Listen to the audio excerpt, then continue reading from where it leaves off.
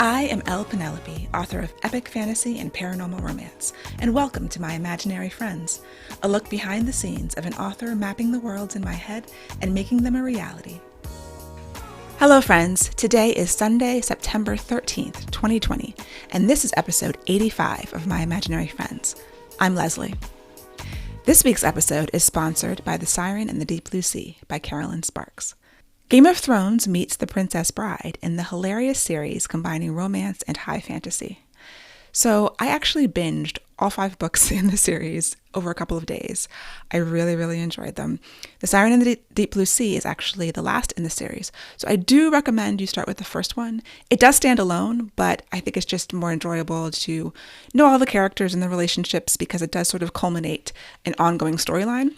The series is really funny. It's high stakes but low angst. So there's your fantasy tropes.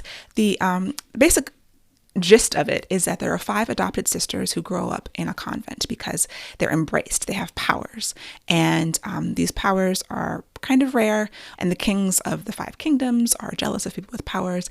And so in this world, people could be shifters, there's dragons, there's people who have powers that can control lightning or the wind, they can see ghosts, talk to trees and plants. There's all kinds of different things. It's been compared to G.A. Aiken's Dragonkin series. If you've read G.A. Aiken, you kind of understand that light, funny fantasy with strong heroines, kind of modern language, but still good world building. So yeah, I really enjoyed it, and I do recommend the series. And The Siren and the Deep Blue Sea by Carolyn Sparks is available wherever books are sold or at kensingtonbooks.com. So this week's best thing, I think it's going to be the best thing this week and next week. I'm basically done with Requiem of Silence. I have 10 epigraphs left to write, and then I have a couple of little things I need to review in the document. I decided not to do my final read through. There's a thing of like diminishing returns. So I know when I do a final read through, I catch a couple of little things and make some tweaks. I don't expect to catch anything big. There is one thing I mentioned last week where I'm not sure if I actually put this explanation in the book, and all I have to do is reread a few chapters because I know there's only one character who could have given this explanation. And so I will probably still do that between now and Tuesday. But the whole read through, I started actually printed out 300 pages of it, the first 300 pages. And then I was like, I'm going to have to spend at least 3 hours a day for the next 4 days or longer, because this is the longest book, carefully reading. And I'm still working on the novella, Echoes of Ash and Tears. And I just did not have the creative energy to face that challenge. So I was like, I will catch it in copy edits. I have at least 2 more read-throughs of this, copy edits, and then the first pass pages. And Sable is wanting my attention. she's whimpering in the doorway.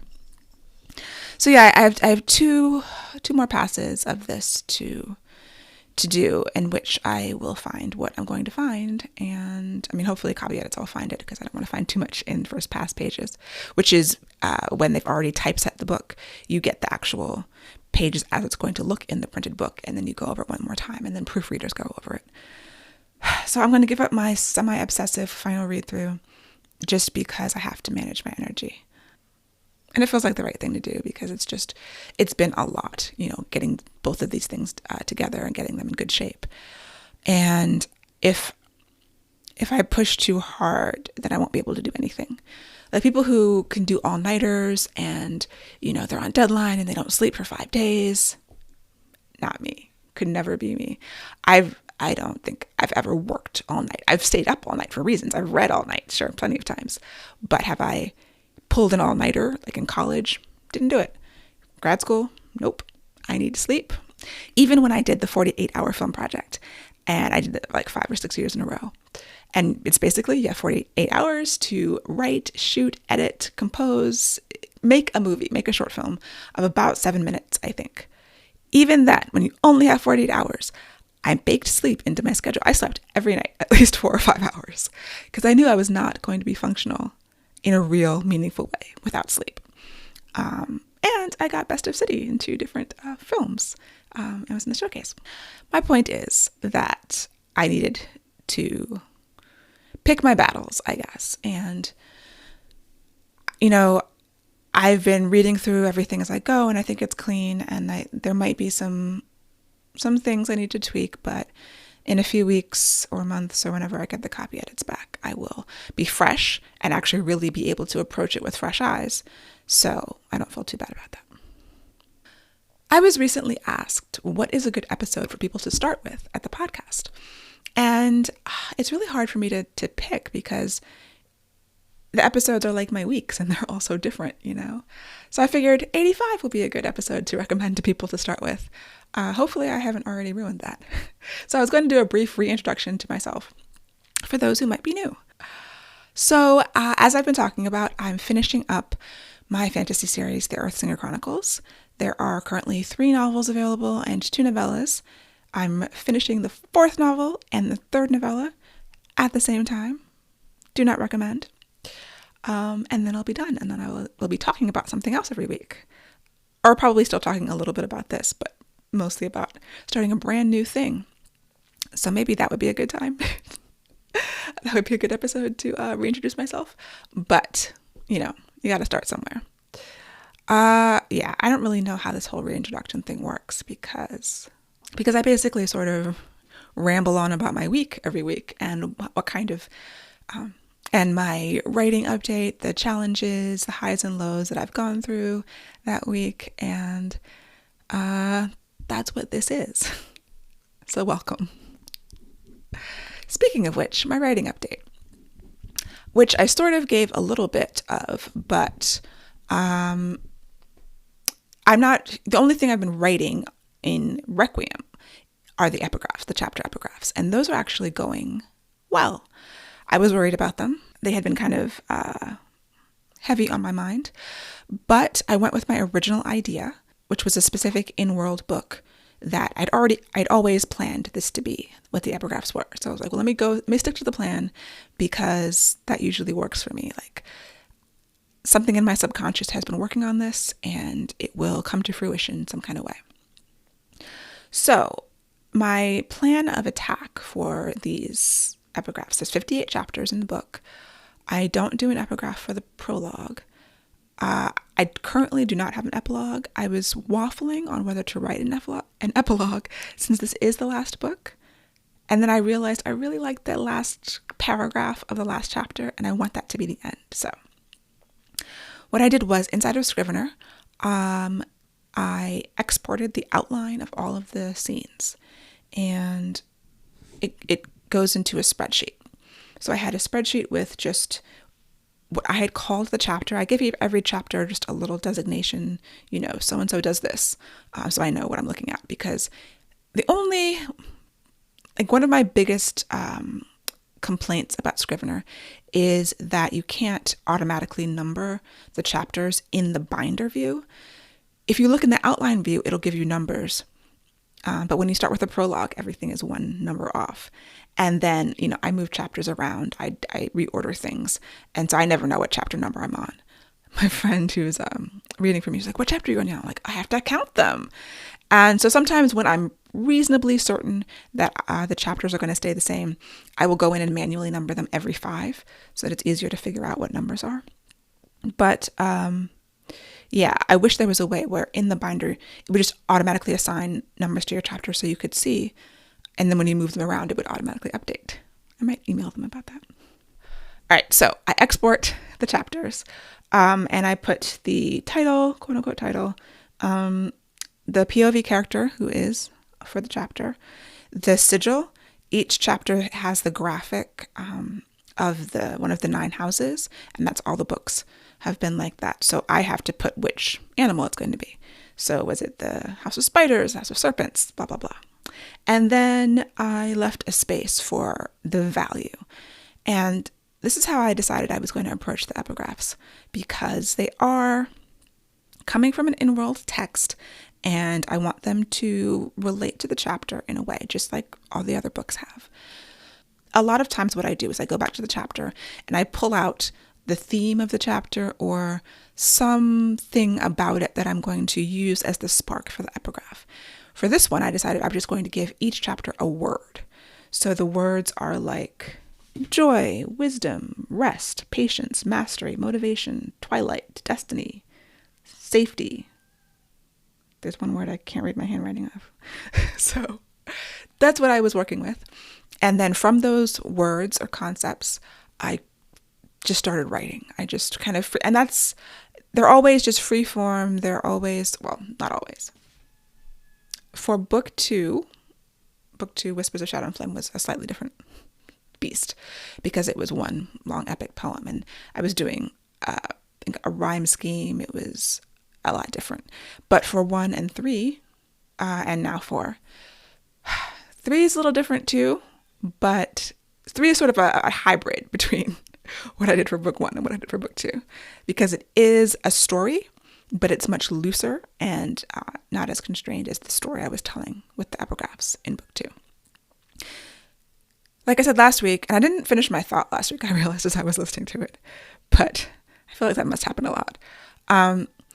So what I was saying was that the epigraphs of book 1 were collected folktales, and that was the in-world book, and they wanted them to be a little bit off, like not quite wisdom, like maybe something was going on a little bit off. But for book 4, because I was completing the character arcs and completing the story arcs, I wanted them to be a lot closer to wisdom, I opened up my copy of Parable of the Sower, because that was one of the inspirations for doing chapter epigraphs in the first place. In Parable of the Sower by Octavia Butler, the epigraphs are from Earthseed, the Books of the Living is the name of the book. And they're I haven't read this book in like 15 years or longer, but it's like the scriptural, I don't want to call it scripture, but the spiritual text of that kind of world, because the main character in that book becomes a spiritual leader at some point. And so, there's a similar idea. In book 1, there's a character who actually wrote the collected folktales, and that's in the special edition. She doesn't appear in the hardcover version. But that was another thing I got to do when I did the special edition of Song of Blood and Stone. So anyway, book 4, I wanted these epigraphs to be more traditionally thought of wisdom and not quite so off. And that was a challenge that I wasn't sure I was going to be able to rise to. So I started looking at Rumi poetry, and I started looking at some other things, to inspire me and to try to kind of get a hold on things. And I was like, all right, I will do it as poetry, but not the kind of poetry I did for Whispers of Shadow and Flame, which is like, I think it was iambic pentameter. I had, so many lines, so many syllables per line. It was very structured, those epigraphs, because it was supposed to be an old-fashioned structured epic poem that had this, severe box to it. This is much more free-flowing poetry, so I wasn't going to take on iambic pentameter, and I think it was like 6 lines and 10 syllables. I don't remember what it was, but yeah, so much more free-flowing poetry. Sometimes it rhymes, sometimes it doesn't. I just let it flow, and I like them. They're different. And then trying to come up with wisdom of this world, based in this world, based in everything we've seen, based in everything the character who actually has written this book has gone through. And, the book will be written far in the future of the events of the novel, but we're starting to see, like, this series is the grounding of what this character and their beliefs become. And so part of it is like imagining who this person becomes 30 years in the future when they write this book. And then this is the wisdom that they are putting forth. So that has been my strategy. 10 more to go, and then I'll be done with the epigraphs, and then I will make my little tweaks and changes.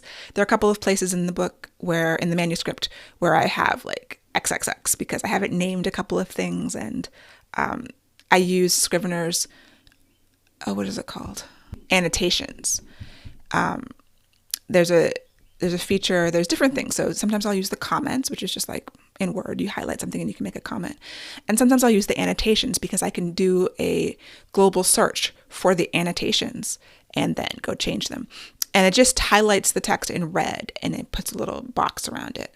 But it just makes it easier to find, and it stands out in the text. Even when you print it, it stands out, depending on your compile settings. So I'll do my global search for that and wrap it up, send it in. I hope maybe I'll send it in on Monday. I generally try to do it a day early just to get it off my plate.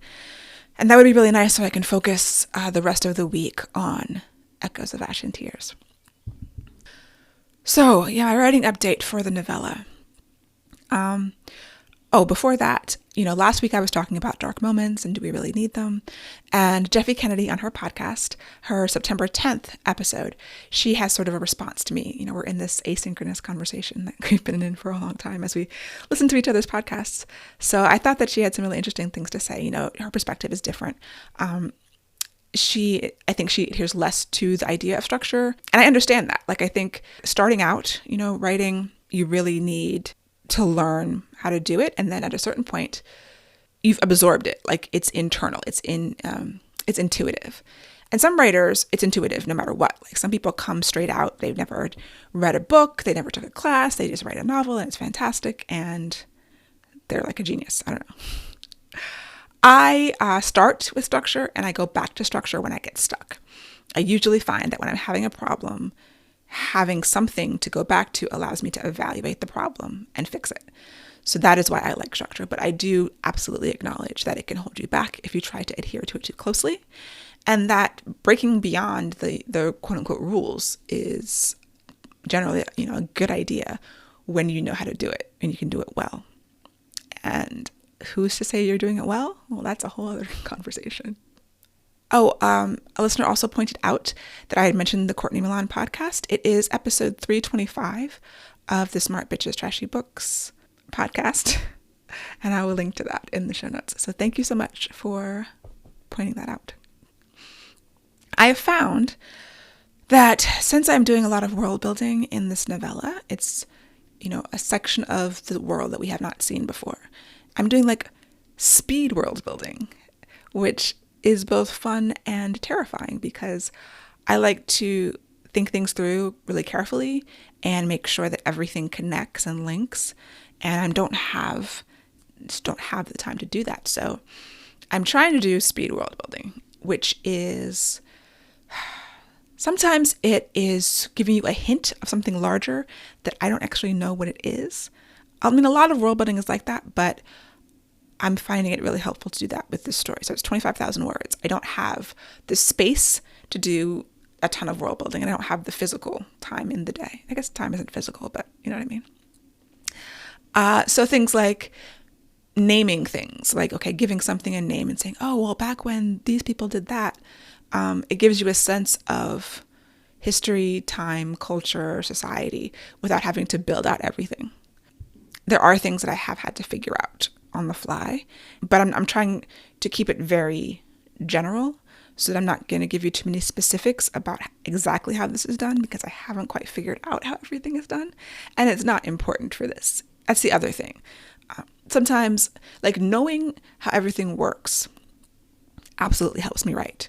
It helps me feel confident that I have a grounded world and not one in which I haven't thought of something big.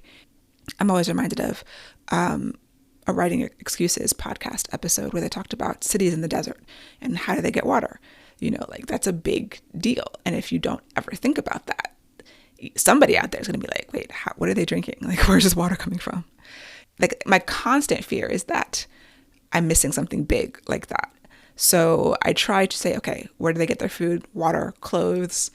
How do they carry things? Basic everyday life. What do they sleep? What do they eat? What do they sit on? What do their homes look like? And then society things. And so I feel like there's a little bit of fudging happening. But again, it's 25,000 words and I'm just doing the best I can. So world building in a hurry is usually I come up with naming systems and sort of language systems. How do people get their names? Well, I did have a naming system for the K-folk. All of their names are things. So we've got people's names are Oval, Murmur, Glister, Bliss, Ember, Ash, Coal, physical objects or emotions or something, I figured, keep the name simple.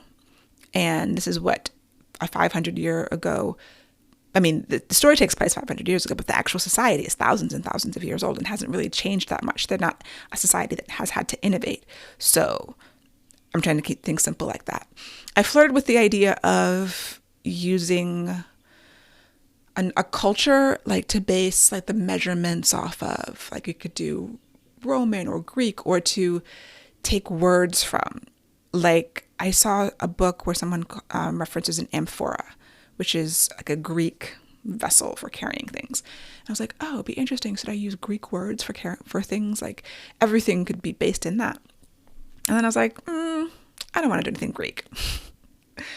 And, obviously I'd rather root my cultures in something that is more meaningful to me, root it in some sort of African culture, but I couldn't do the research on like finding a culture, and then the words wouldn't be as familiar. Like if I call something an amphora, like I did have to look that up, but I knew basically what it was. I was familiar with the concept in the word because I am American and grew up here, and we are familiar with Western things, but I didn't necessarily want to base this culture on some sort of European or Western language family, and other than writing in English. So I just abandoned that idea, and I decided I'm not going to have a base language. So even the names, that's why I didn't go with kind of, sometimes I will pick a culture or a language and use that as the basis for the naming conventions, and then change them in some way. But I just wanted this to be completely different. In general, I want everything to be completely different. Like I like world building from scratch. I don't want to be pulling from other cultures in that way, even though it is a nice shortcut, world building in a hurry. That would be great. That's why I considered it. And then I was like, no, that wouldn't be being true to myself and the other things that I've done in this series. So I will do a little extra work, but I have been relying on fantasy name generators. So it's fantasynamegenerators.com, and they have name generators for everything. And I will probably put them in like the acknowledgements, because when you're world building in a hurry, and you don't have time to figure out which letters of the alphabet that they favor in their words and names, like I did for the other cultures and societies, you just need to name some things. And naming things is a good way to shortcut your world building. It gives you an idea of the values of the culture and what they, what they emphasize and things like that. So I would use that for inspiration, and then probably change some things or, combine some things. They just have random generators, and I would just click through the random generators until I found something that sparked me, and then usually change it into something else. And so that has been helpful as a technique. So I have 2 scenes left to write in the novella, and then I will be reading it through and sending it to the copy editor, and I will be done on time. Knock on wood. Whew. And then I will rest briefly, because I am so excited about my next idea. I mentioned that I have an idea for a 1920s heist story that I still don't know the story of. I still don't know what they're stealing, but I do have some characters, and I'll be doing research for a little bit to try to get the story. But in the meantime, I've been watching heist movies with my husband. So we watched The Bank Job and Ronin, and The Bank Job was interesting. It was okay. Ronin was actually really good. I liked it. He did not. 20 minutes in, he was like, are you enjoying this? And I'm like, I actually am.